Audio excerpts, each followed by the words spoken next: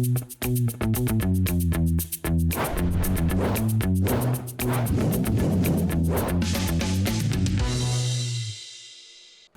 आपने देखा एक ब्लॉकचेन रिलेटेड एक खबर सामने आई है।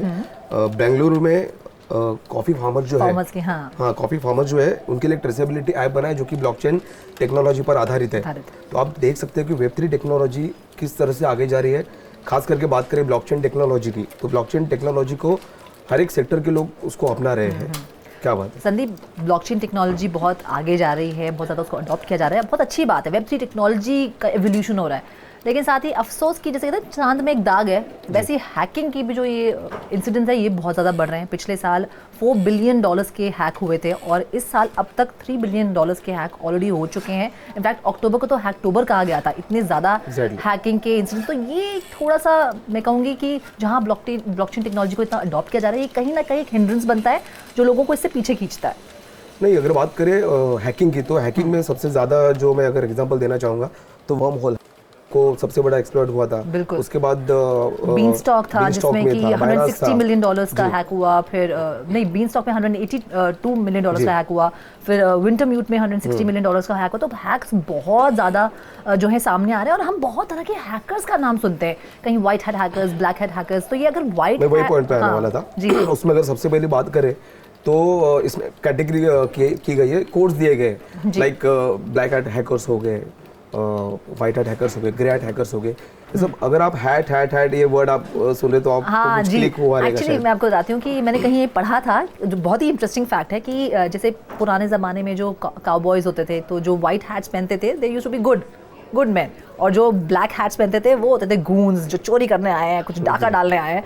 तो यहाँ भी आई थिंक उसी से ये टर्मिनोलॉजी ली गई है और ये कैटेगरीज बनाई गई है, वहाँ से ये कॉन्सेप्ट लिया गया है। और सबसे पहले बात करें तो ब्लैक हैट हैकर जो कि इंडस्ट्री में सबसे खतरनाक हैकर के तौर पर माना जाता है। तो ब्लैक हैट हैकर का काम अगर होता जो है वो जो बड़े बड़े ऑर्गेनाइजेशंस होते हैं, जो जिनके कंप्यूटर सिस्टम्स होते हैं, वेबसाइट्स होते हैं, उनका काम ही वही है कि वो उसमें से कुछ वल्नरेबिलिटीज को फाइंड आउट करे, कुछ फ्लॉज उसको फाइंड आउट करे, उसके बाद उसको एक्सप्लॉइट करे। एक्सप्लॉइट करने के बाद उसमें जो उन्होंने जो डेटा रिसर्च किया है, उनके पास जो डेटा है वो डार्कनेट वेबसाइट पर उसको सेल करें। उनका काम ही है ब्लैक हैट हैकर्स का। लेकिन जहाँ बुरा है वहाँ पे अच्छा भी है। तो जहाँ ये ब्लैक हैट हैकर्स हैं वहीं पे व्हाइट हैट हैकर्स भी हैं जो कि गुडविल पे काम करते हैं, जो कि कुछ अगर स्टार्टअप्स हैं या कोई कंपनी है उनके सिस्टम को देखते हैं वहाँ पे कहाँ कोई वीकनेस है सिस्टम में या कहाँ कोई वल्नरेबिलिटी है, उसको वो टारगेट करते हैं। और कई बार वो कंपनीज को बताते भी हैं कि आपका ये इसमें ये वल्नरेबिलिटी है, तो उसको फिर वो ठीक करते हैं, but they don't want anything in return. ऐसा नहीं कि वो कुछ रिवॉर्ड्स मांगते हैं या इसके लिए कुछ पेमेंट मांगते हैं,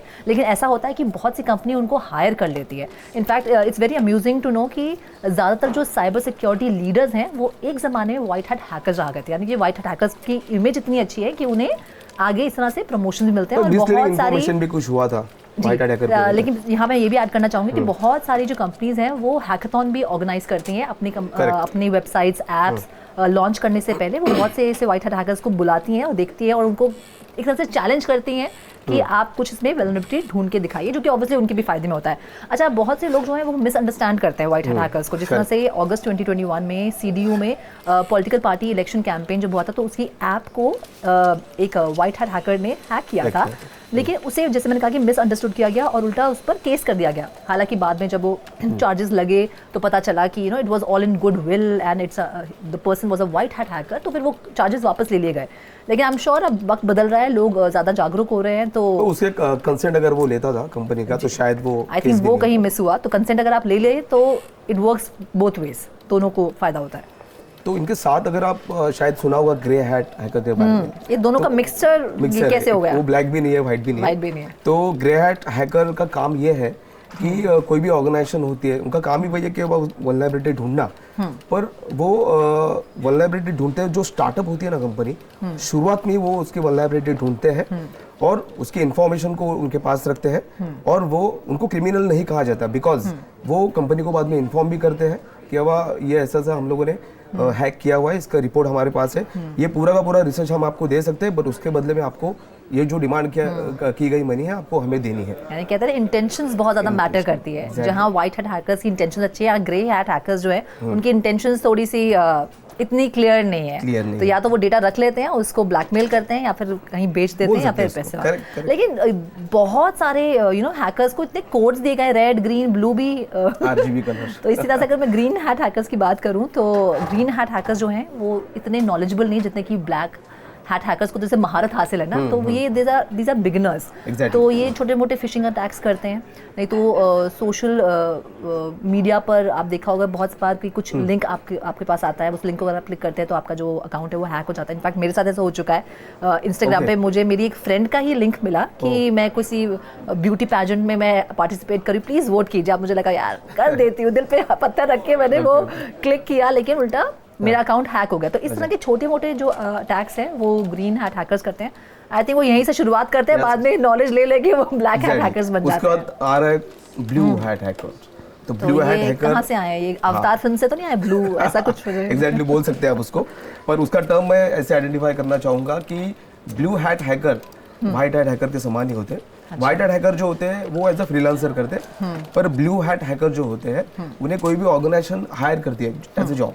वो जॉब पे होते हैं, उनको वो पेरोल पे होते हैं कंपनी के। तो उनका काम यही है कि उनको उनके जो वेबसाइट्स है, उनके जो कंप्यूटर सिस्टम्स है, उनके ऊपर उनको फोकस करना होता है कि इसमें कई वल्नरेबिलिटीज भविष्य में हो नहीं हो, पुलिस फ्लॉज हो नहीं हो, लुपैन होल्स जो है वो उनको देखना ही है। उनका काम ही वही है। तो ये अच्छे होते हैं like white hat hackers. System upgraded रहे हमेशा, कोई इसको हैक ना कर पाए। लेकिन मैं कहूँगी ये जो पूरा एक हायरार्की है ना हैकर्स की, इसमें सबसे ऊपर है रेड हैट हैकर्स। करेक्ट। क्यों? क्योंकि ये ब्लैक हैकर्स को हैक करते हैं। कैसे करते हैं? बिल्कुल CIA एजेंट, अंडरकवर एजेंट की तरह काम करते हैं। हाँ, स्लीपर सेल। तो डार्क वेब में जाते हैं, इनके ब्लैक हैट हैकर्स की कम्युनिटी में इन्वॉल्व हो जाते हैं, फिर देखते हैं कि वो कैसे काम कर रहे हैं, उनका नेक्स्ट प्रोजेक्ट क्या है, किसे वो टारगेट करने वाले हैं, क्या हैक करने वाले हैं, और फिर वो इन ब्लैक हैट हैकर्स को रोकते हैं। तो आई थिंक ये सबसे अच्छा काम तो ये रेड हैट हैकर्स ही कर रहे हैं। एग्जैक्टली। तो संदीप, अगर हम जैसे हमने इतने सारे हैकर्स, अलग अलग हैकर्स की बात करें, तो कहीं ना कहीं हम लोग भी कंफ्यूज हो जाते हैं, मिक्स हो जाते हैं किस तरह के हैकर्स हैं क्या नहीं है। कोई ऐसा क्लियर कट एग्जांपल है जो हमने रिसेंट टाइम्स में देखा हो जहाँ की हम कह सकते हैं कि एक्चुअली में इस केस में व्हाइट हैट हैकर्स भी इन्वॉल्व थे और ब्लैक हैट हैकर्स भी इन्वॉल्व थे? ऐसे बहुत सारे एग्जाम्पल्स है।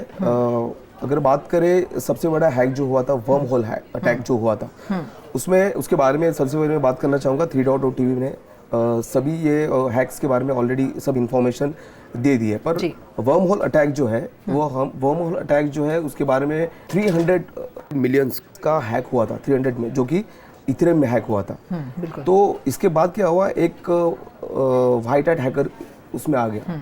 व्हाइट हैट हैकर ने एंट्री मारी, उसका नाम है सत्या। तो सत्या ने उसमें एंट्री मारी। तो सत्या ने एंट्री मारने के बाद उसने ये अटैक को रोका। एक्चुअली उसने जो वल्नरेबिलिटीज फाइंड आउट की उसको रोका, और उसको कंपनी ने क्या किया, उसको 10 मिलियन का उसको बाउंटी ऑफर किया गया जी उसको, जो कि ये 10 मिलियन का सबसे अभी तक का इंडस्ट्री में सबसे बड़ी बाउंटी कहा जा सकता है। तो ये वर्म होल अटैक के बारे में आपको बता सकता हूँ जी। तो आपकी इसी एग्जांपल से मुझे याद आया कि कुछ ऐसा ही सिमिलर पॉलीगॉन के साथ भी हुआ था। पॉलीगॉन का जो नेटिव टोकन है मैटिक, उसके कॉन्ट्रैक्ट में एक वल्नरेबिलिटी थी, और ऐसा देखा जा रहा था कि 9 मिलियन मैटिक टोकन्स जो है वो हैक होने वाले थे या हो सकते थे, विच अगर हम कन्वर्ट करें इन डॉलर्स तो $18.5 बिलियन का बड़ा अमाउंट बनता है। लेकिन यहाँ भी जैसा आपने बोला कि व्हाइट हैट हैकर क्या कहते हैं, नाइट इन शाइनिंग आर्मर, कुछ ऐसा बोलते हैं। तो लियोन स्पेस वॉकर वो आए और उन्होंने इस वल्नरेबिलिटी को देखा, डिटेक्ट किया, इस वीकनेस को डिटेक्ट किया, और उन्होंने ये हैक होने से बचाया। और इसके लिए उनको $2.2 मिलियन जो है दिए गए एज रिवॉर्ड्स, क्योंकि व्हाइट हैट हैकर्स को रिवॉर्ड्स दिए जाते हैं। लेकिन अफसोस कि जैसे बग इंस्टॉल करने से पहले जो ब्लैक हैट हैकर जो कि ताक में था कि उसको तो ये हैक करना ही करना है, उन्होंने $1.5 मिलियन का जो है हैक कर लिया।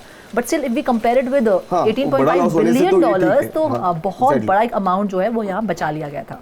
तो संदीप, यहाँ पे हम इतने हैक्स की बात करें, हम श्योर जो लोग ये शो हमारा देख रहे हैं वो भी सोचोगे कि किस तरह से हैक से बचा जाए। तो क्या कुछ ऐसे सिंपल से स्टेप्स है जिससे आम लोग जो ये शो देख रहे हैं, आम लोग जो सोशल मीडिया या कोई भी वेबसाइट्स यूज़ करते हैं, वो कैसे बच सकते हैं इन हैक्स? जी, मैं सभी यूजर्स को ये कहना चाहूँगा कि ये बेहद ही सिंपल है। सबसे पहला, जो भी आपके पास जो मैलिशियस लिंक आपके सोशल मीडिया पर आती है, आपके ईमेल में आती है, उससे आप दूर रहे।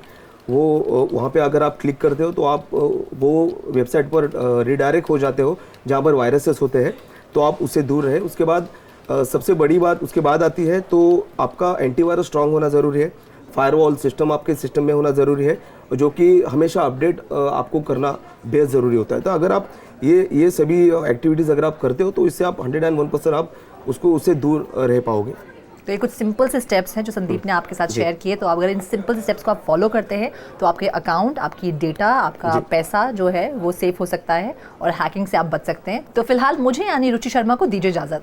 मैं संदीप कसालकर फिलहाल आपसे विदा लेता हूँ। इस स्पेशल शो में फिलहाल इतना ही, लेकिन हैकिंग पर हमारी रिसर्च जारी रहेगी और लगातार लेटेस्ट अपडेट हम आप तक लाते रहेंगे। आप देखते रहिए 3 डॉटर TV।